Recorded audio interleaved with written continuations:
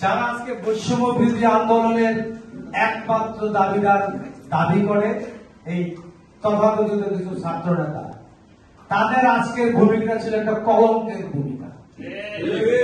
শেখ হাসিনা বিজয়ের আন্দোলনে তারা বিশ্বাসঘাতকতা করেছিল। আপনাদের সেটা শুধু স্মরণ করিয়ে দিতে চাই।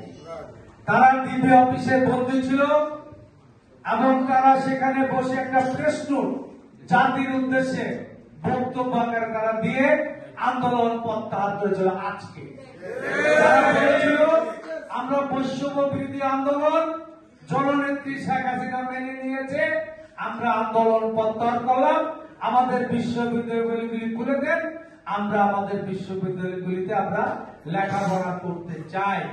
কিন্তু তখন এদেশের ছাত্র জনতা, আপামর জনগণ রাজপথে নেমে গেছে হাসিনার বিরুদ্ধে।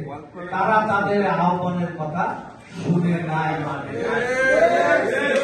তারা আজকে এককভাবে দাবি করে এই হাসিনা বিরোধী আন্দোলনে তারাই অনেক চিরা দিচ্ছে, তারা দালালি করেছে, হারুনের বাতিল হোটেলে ভাত খেয়েছে।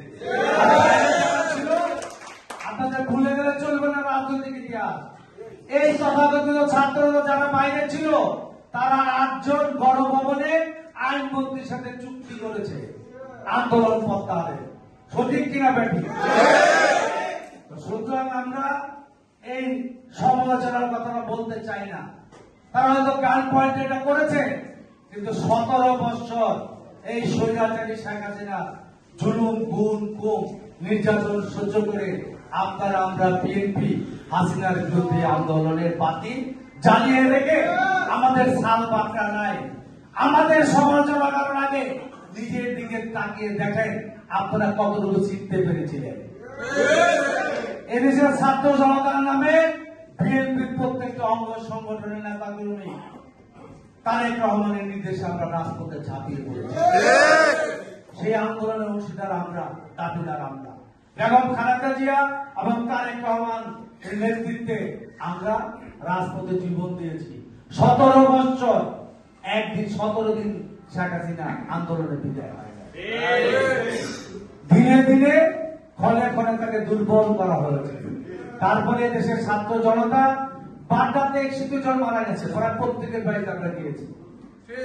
কোন বিশ্ববিদ্যালয়ের ছাত্র আমরা পাই নাই, অস্বীকার করা যাবে না। এই হকা রিক্সাওয়ালা গরিব মানুষ এবং আমাদের দলীয় নেতা কর্মীরা